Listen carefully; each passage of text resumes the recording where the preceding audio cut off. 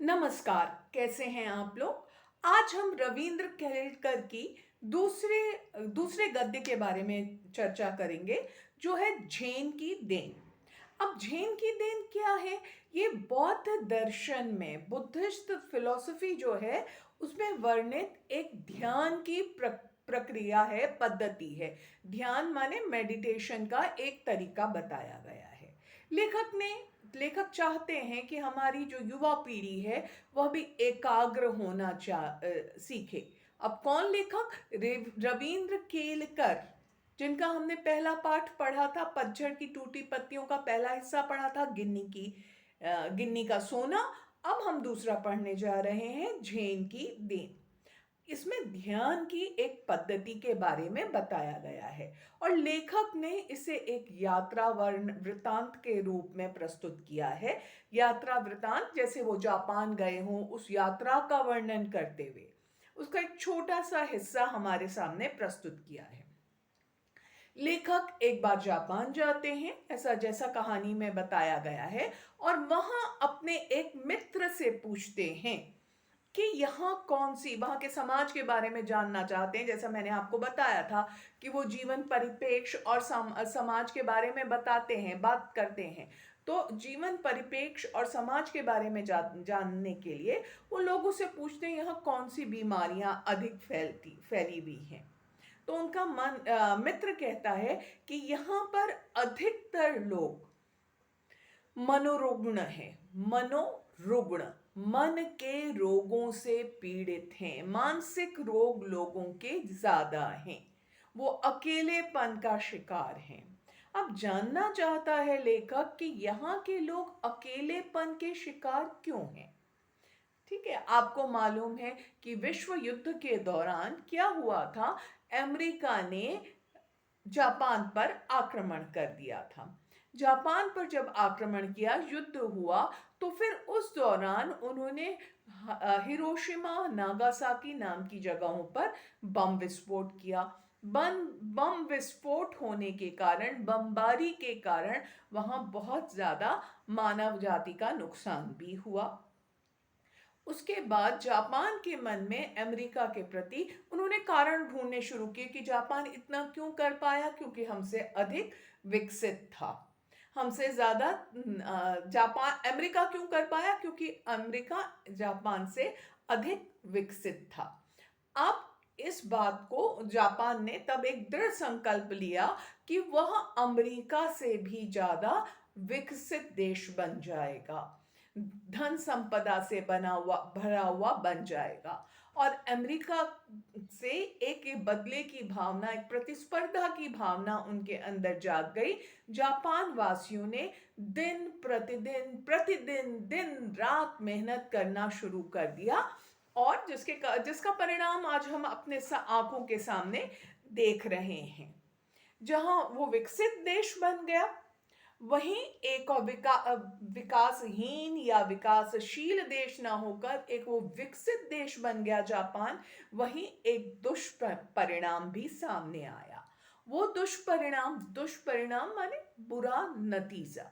क्या नतीजा नजर आया? वहां के लोग अकेलेपन का शिकार होने लगे। हर किसी को यही था कि हमें आगे बढ़ना है, अमेरिका से ज़्यादा उत्पादन हमारे देश में होना चाहिए। इसके लिए वो दिन रात काम करने लगे, और जिसका का परिणाम था, वे लोग अकेलेपन के शिकार हो गए। अब क्या हुआ? जब वे लगातार काम, स्पीड का, लेखक कहते हैं उन्होंने स्पीड का इंजन अपने दिमाग में लगा दिया, यानी वो हर काम को तेजी से करने लगे, ज्यादा से ज्यादा करने लगे।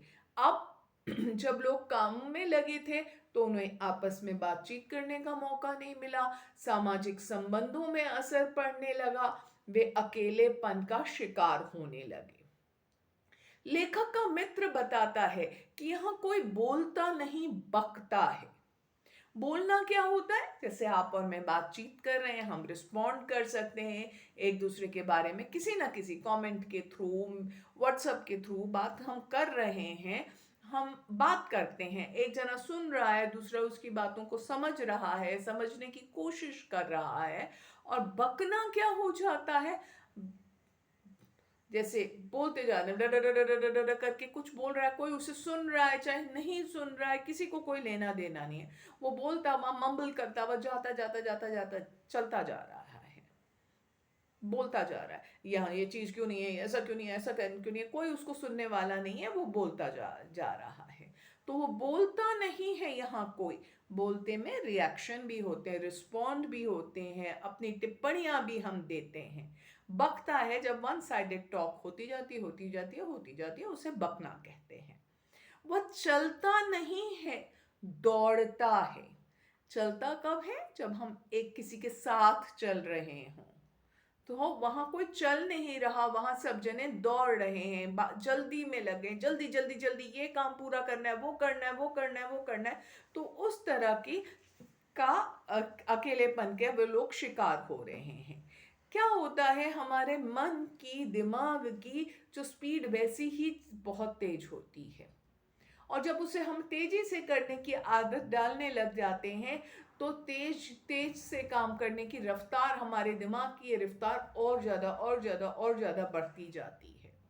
उसके बाद क्या होता है कि एक क्षण ऐसा आता है कि तनाव इतना बढ़ जाता है कि जिस समय वह बिल्कुल ब्रेक डाउन हो जाता है, टूट जाता है। ठीक है, और वही पल क्या होता है, वही दिमागी बीमारियां होती हैं, वही डिप्रेशन होता है, वही तनाव होता है, वही फ्रस्ट्रेशन होता है, आप किसी भी नाम से उसे जाने। ठीक है, जो ब्रेक डाउन वाला एक मोमेंट आ जाता है। अब उससे लेखक ने जरूर पूछा होगा अपने मित्र से, जो यह पाठ में मेंशन नहीं है, ऐसी मैं कल्पना करके चलती हूँ कि अच्छा ठीक है, आपके वहाँ आपको प्रॉब्लम पता चल गई। क्या है प्रॉब्लम? पता चल गई कि अमेरिका के साथ प्रतिस्पर्धा करने के कारण लोग हर काम तेजी से करना चाहते हैं, जिसका क्या दुष्परिणाम है, लोगों में अकेलापन है। अकेलापन होने के कारण क्या है? मानसिक तनाव है। अब हमारे पास रीजन पता था क्या हो रहा है, क्या क्यों हो रहा है पता है, क्या हो रहा है पता है। अब हमारे सामने प्रश्न आ जाता है कि इसको कैसे दूर किया जा सकता है। ठीक है, तो लेखक जापानी मित्र से पूछते हैं कि चलो ये हो रहा है, ये चीज है, तो आप क्या कर रहे हैं? तो वो कहते हैं कैसे इसे डील कर रहे हैं, कैसे इसको सुलझाया जा सकता है। उन्होंने कहा देखो, मैं तुम्हें अभी कुछ नहीं बताऊंगा, आज हम मिलेंगे, हम करेंगे चाय पर चर्चा। एक टी सेरेमनी में मैं शाम के समय तुम्हें लेकर चलता हूं। Done done. तो दोनों जन, वो लोग चले जाते हैं, लेखक और उसके मित्र अलग अलग दिशाओं में चले जाते हैं, और शाम के समय लेखक का ये जापानी मित्र इन्हें टी सेरेमनी के लिए लेकर जाता है। अब टी सेरेमनी का नाम क्या है? चा नो यू। ठीक है, टी सेरेमनी को जापान में क्या कहते हैं? चा नो यू के नाम से जाना जाता है। लेखक का मित्र रविंद्र केलेकर के मित्र जो होते हैं, उन्हें एक 6 मंजिली इमारत के पास ले जाते हैं। एक इमारत माने बिल्डिंग के पास, जिसके 6 फ्लोर है, 1 2 3 4 5 6 फ्लोर। तो 6 फ्लोर वाली बिल्डिंग के सबसे ऊपर वाला जो छत वाला हिस्सा है, वहां पर जब लेखक पहुंचते हैं, तो वहां पर क्या बनी हुई है? एक पर्णकुटी। पर्णकुटी एक छोटी सी कुटिया, कुटिया, या जिसे अंग्रेजी में हम कॉटेज या हट कहते हैं। ठीक है, एक पर्णकुटी बनी हुई है 6 मंजिली इमारत के ऊपर। अब उसकी क्या विशेषता है उस पर्णकुटी की? देखिए, पर्णकुटी का अगर हम समास विग्रह करें, अर्थ देखना चाहें, तो पत्तों से बनी हुई कुटिया, और कुटिया माने कॉटेज या अंग्रेजी का हट। ठीक है, अब उसकी दीवारें दफ्ती की थी, और जमीन पर तातामी बिछी हुई थी। तातामी माने एक चटाई बिछी हुई थी, दफ्ती की, बारीक गत्तों की बनी हुई, मजबूत गत्ते उनकी बनी हुई थी, और जमीन पर तातामी यानी चटाई बिछी हुई थी। उस पर्णकुटी के अंदर जाने से पहले एक बेढप सा बर्तन बना हुआ था मिट्टी का, बेढप सा, जिसकी बहुत अच्छी आकार ना हो। ठीक है, ऐसा एक बर्तन वहां पे, ना तो उसे पूरी तरह से आप ओवल कह सकते हैं, ना सर्कल कह सकते हैं, ना उसे घड़े की शेप दे सकते हैं। तो एक बेढब सा बर्तन बना हुआ था। बे माने बिल्कुल अलग, जैसे बेशक्ल कहेंगे ना, बिना शक्ल के, बेअकल बिना अकल के, तो बेढब जिसकी कोई बनावट नहीं थी, उस तरह का एक बर्तन वहां पर पड़ा हुआ था। वो मिट्टी का बर्तन था। लेखक और उसके मित्र ने पहले वहां पर मिट्टी के उस बर्तन से पानी निकाला, अपने पाँव पाँव हाथ पाँव धोए। फिर एक व्यक्ति सामने आया, जो आप कह सकते हैं कि इस जो चाय पीने की जगह थी उसका मैनेजर कह लीजिए, जिसको जापानी में चाजीन के नाम से जानते हैं। ठीक है, तो वो चाजीन वहां पे आया और उसने उनका स्वागत किया। जापानी शब्द में झुककर उनका स्वागत किया। आपको मालूम है जापान के लोग किस तरह से झुककर स्वागत करते हैं, और उसने झुककर उनसे कहा दो जो करके उसका स्वागत किया, और वे लोग कमरे के अंदर आ गए। अब वो जो चाजीन था, ठीक है, उस जगह का मैनेजर, उस जगह का मुख्य व्यक्ति, उसने अंगीठी सुलगाई, आग लगाई, थोड़ा सा चूल्हा जो मिट्टी का था, उसमें चायदानी रखी, चाय का बर्तन रखा, और वो बर्तन लेने अंदर चला गया। फिर उसने तो बर्तन अंदर से लेके आया, बर्तन क्या, छोटे कप लेके आया, उनको उसने तौलिए से बर्तन से साफ करना शुरू कर दिया। अब उसकी ये सब क्रियाएं जो थी, जैसे उसने झुक कर नमस्कार स्वागत किया, उसने उनको अंदर आने के लिए कहा, चाय का बर्तन रखा, उसके बाद वो बर्तन लेने गया, फिर तौलिए से बर्तनों को पोंछने लगा, वो सारी क्रियाएं जो थी, क्रियाएं सारे जितने भी एक्शन थे, जितनी भी भाव भंगिमाएं थी, जो जो वो एक्शन कर रहा था, वो बहुत ही गरिमापूर्ण थे, फुल ऑफ ग्रेस थे। ऐसा लग रहा था कोई जय जयवंती राग बज रहा हो। जय जयवंती एक म्यूजिकल रागाज जिन्हें कहते हैं, उस तरह का कोई राग बज रहा हो। बहुत ही कलात्मक क्रियाएं थी सारी। कोई ऐसा वहां पे ऐसा नहीं कि कोई गाना गा जा रहा हो, पर सारी क्रियाएं जितनी थी बहुत ही कलात्मक, आर्टिस्टिक वे में सारा काम हो रहा था। धीरे धीरे, आराम से, फुल एक्शन। देखो, बर्तन अगर मुझे साफ करना है, कोई बर्तन एक एक उठाया रख दिया, एक है, मैं आराम से लगी हूँ, धीरे धीरे धीरे उनको पहुंच के अलग रख रही हूँ, फिर आराम से बिना आवाज किए एक और बर्तन उठा रही हूँ। तो वो उसमें एक आर्ट नजर आता है, उसमें एक कलात्मकता नजर आ जाती है।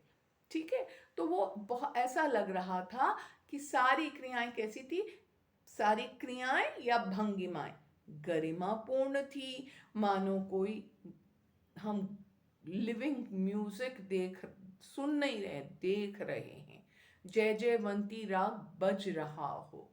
ऐसा लग रहा था कोई एक पीस ऑफ आर्ट हमारे सामने हो रहा है। सिर्फ चाय बनाना नहीं था, वो चाय के लिए सामान एकत्र करना, वो पीछे से बैकग्राउंड से चाय के पानी गर्म होने की आवाज आना, उस सब में एक कला हमारे सामने उभर कर आ रही थी। और वहां इतनी खामोशी थी कि चाय के बर्तन में जो पानी उबल रहा था, पानी जब गर्म होने लगता है, तो गैस में कभी आप पानी देखेंगे गर्म होने लगता है, तो उसके बबल्स की भी एक आवाज आने लगती है, बुलबुलों की भी एक आवाज आने लगती है, बुद बुद बुद बुद बुद बुद बुद बुद बुद बुद। तो वो जो आवाज आ रही थी, वह भी एक अलग खामोशी में, रोज आपको नहीं सुनाई देगी, बिल्कुल खामोशी होगी, तो पानी की भी एक आवाज सुनाई दे रही थी। अब ये कौन सी प्रक्रिया थी चाय पीने की? चानोयू। उस जगह का मालिक कौन था? चाजीन, उसकी दीवारें किसकी बनी थी? दफ्ती की। उसके फर्श पे क्या बिछी हुई थी? तातामी। कौन सी जगह थी? 6 मंजिला इमारत की छत पर बनी हुई एक पर्णकुटी थी। ठीक है, ये सारी उस जगह की विशेषताएं थी।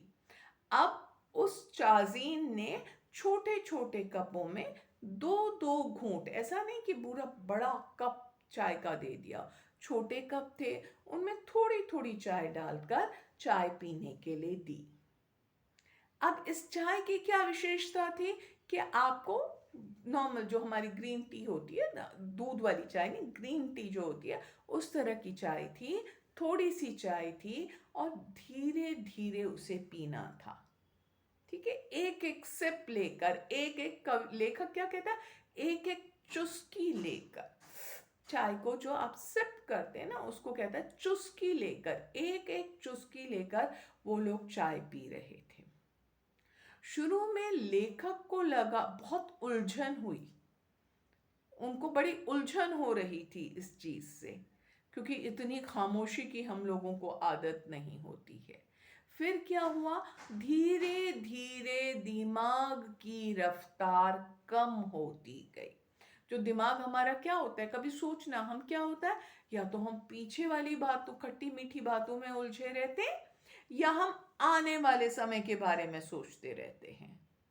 या तो ये होता है, अरे उस समय ये कह दिया होता, इसका ये जवाब देता, उस समय ये हो गया होता तो कैसे होता। या तो हम पास्ट की इन बातों में लगे रहते हैं, या फ्यूचर के बारे में, भविष्य के बारे में सोचने लगते हैं, ऐसा होता तो क्या करूँगा, ये हो जाएगा फिर क्या होगा, अच्छा मैं यहाँ तक पढ़ लूँगा उसके बाद क्या करूँगा। तो हमारे मन में इस तरह की ही बातें चलती हैं। मनुष्य या तो भूतकाल में जीता है या भविष्य की चिंता करता है, दो जगहों पे उसका मन अटका रहता है। तो लेखक धीरे धीरे धीरे उनके दिमाग की को शांति मिलने लगी, उनकी रफ्तार कम हुई, तब उन्हें महसूस हुआ जो कुछ है वह वर्तमान है। आप देखिए, भूतकाल की चिंता के बारे में सोच के आप उसको बदल नहीं सकते, भविष्य की चिंता करके आप आज से उसको सुधार नहीं सकते। आप जो कुछ कर सकते हैं वो अभी इसी समय इसी पल कर सकते हैं। आज मेहनत करोगे तो भविष्य अच्छा ही होगा, और भूतकाल में जो कर लिया उसका परिणाम तो अब तुम्हें भुगतना ही है। बस आप उसको ग्रेस के साथ लो, आगे बढ़ो, और कुछ नहीं हो सकता। कल मैं ये स्टेप मैथ्स क्वेश्चन का सही कर लेता तो ये हो जाता, उसमें हम कुछ नहीं कर सकते। आगे क्या ऐसा करूंगा, आईआईटी क्रैक करूंगा, पर उसके लिए पहले जरूरी है 10th में अच्छे नंबर लाना, अपनी पसंद के विषय चुनना। ठीक है ना? तो भविष्य की चिंता मत करो, भविष्य के लिए वर्तमान में काम करना ज्यादा जरूरी है। तो लेखक हमें यही सिखाता है। देखिए, ये एक पद्धति है। एक आप अगर घर में भी कहेंगे ना, आप पूरी चॉकलेट खा लेते हैं, आपको जब तक वो खत्म नहीं हो जाती आपको संतुष्टि नहीं होती है। पर इस चीज को ट्राई करिएगा, आप एक छोटा सा चॉकलेट का पीस लेंगे, पोर्शन लेंगे, और उसको अपने मुंह पर के अंदर रखिए, उसको रस ले लेकर खाना शुरू करिए। देखिए वो चॉकलेट कैसे मेल्ट हो रही है, मेल्ट होते होते आपके पूरे मुंह के एक एक जीभ के कण में उसका कैसे स्वाद आ रहा है, फिर वो आपके गले में कैसे धीरे धीरे धीरे धीरे धीरे उतर रहा है। उस एक छोटे से पीस से आपको इतनी संतुष्टि हो जाएगी ना, आपको एक तो आपको फील होगा कि हाँ कुछ खाया हुआ है, और एक संतुष्टि का सेटिस्फेक्शन होगा, आपको दोबारा खाने का मन नहीं करेगा। आप आराम से, ये एक प्रक्रिया है, एक पद्धति है जो आपको वर्तमान। क्या होता है, कभी भी आपको घर में पेरेंट्स कहते होंगे कि टीवी के सामने बैठ के खाना मत खाओ, क्योंकि पता ही नहीं चलेगा आप कितना खा रहे हैं, आपने ज्यादा खाया है, कम खाया है नहीं खाया है, किसी ने उठा लिया, क्योंकि आप तो प्रोग्राम में कोरियन जब आप सीरीज देख रहे हो तो आप तो उसमें डूबे हुए हैं, आप क्या खा रहे हैं आपको नहीं पता चल रहा है। जब आप वहां से अपना ध्यान हटाकर खाने पे ध्यान रहेंगे, तब वो आपके शरीर को भी लगेगा, आपके मन में एकाग्रता भी आएगी, एक जो खालीपन जैसा एहसास होता है वो होना भी कम हो जाएगा, और आप वर्तमान में जीना सीखेंगे। ये बौद्ध दर्शन में दी हुई झेन की एक देन है, जिसके कारण जापान के लोग अपना मानसिक तनाव से मुक्त होते हैं। ठीक है, तो चा नो यू जापान में क्या है? मानसिक तनाव, मनोरुग्ण लोग ज्यादा थे।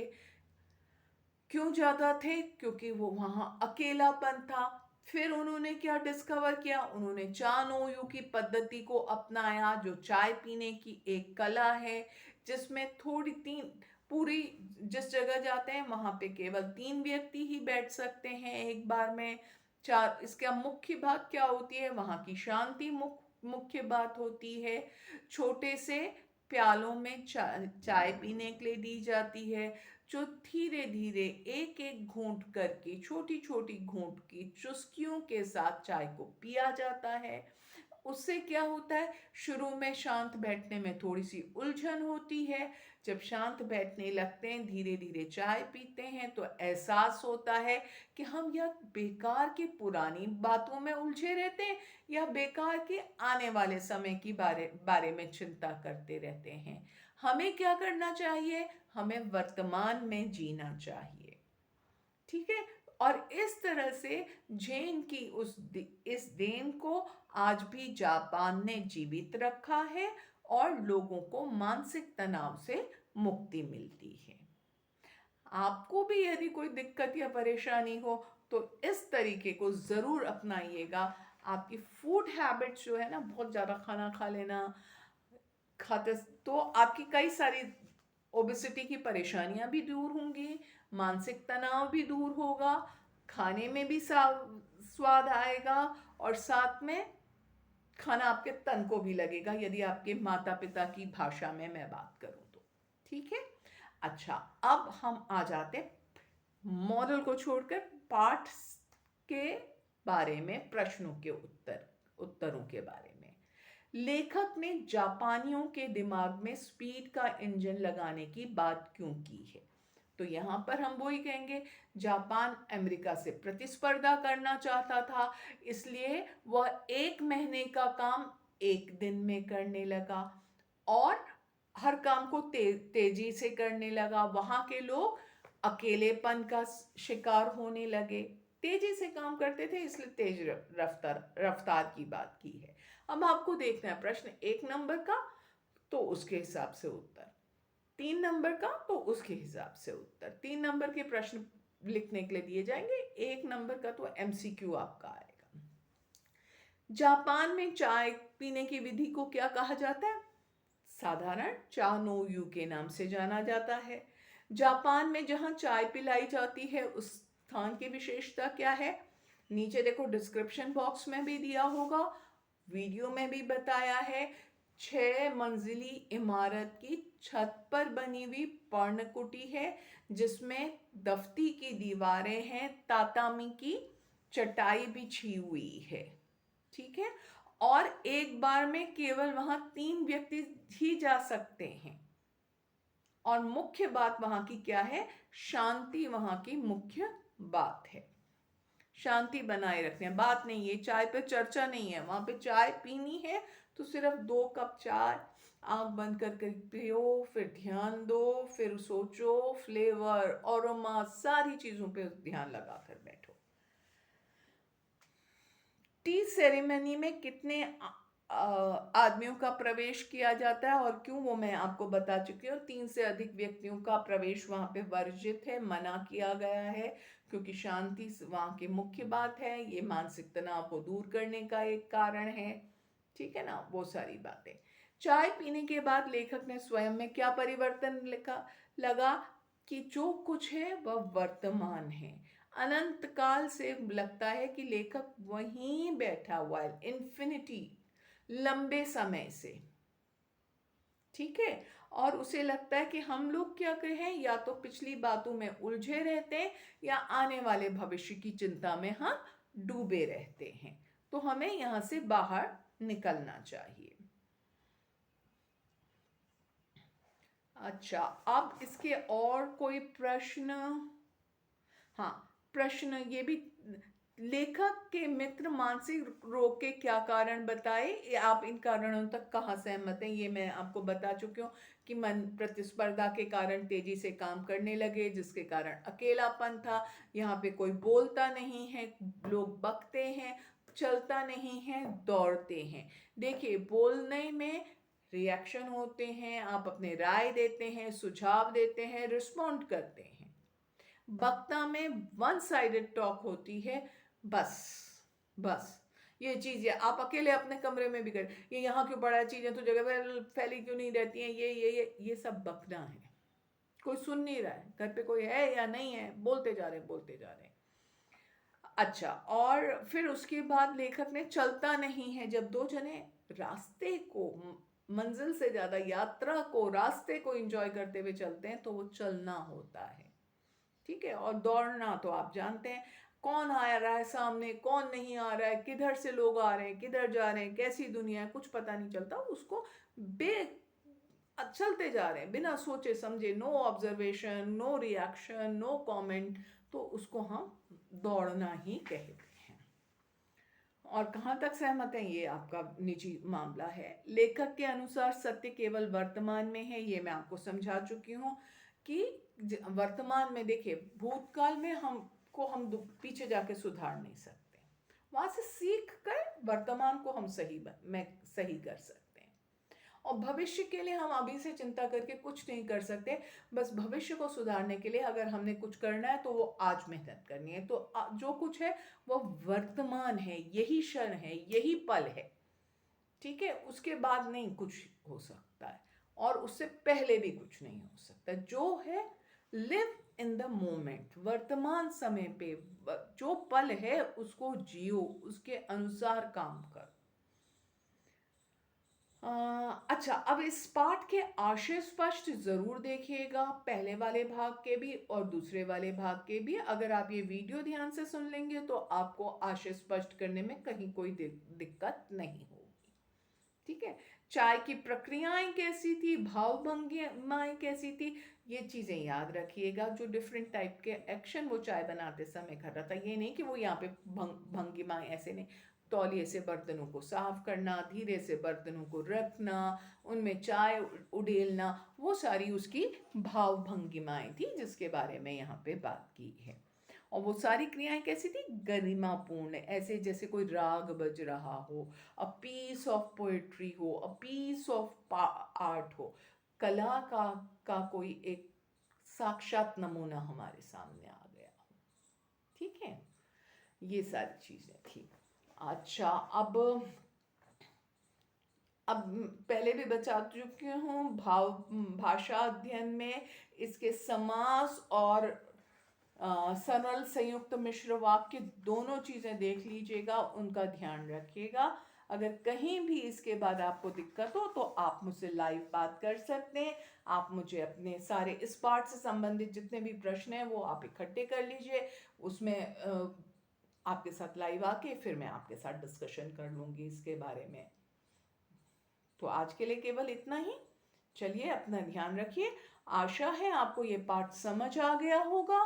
कल हम लोग कारतूस पाठ को कवर कर लेंगे, फिर उसके बाद मेरे ख्याल से कारतूस पाठ के बाद आपका गद्य भाग इसका पूरा खत्म हो जाएगा। चलिए, कल मिलते हैं। धन्यवाद।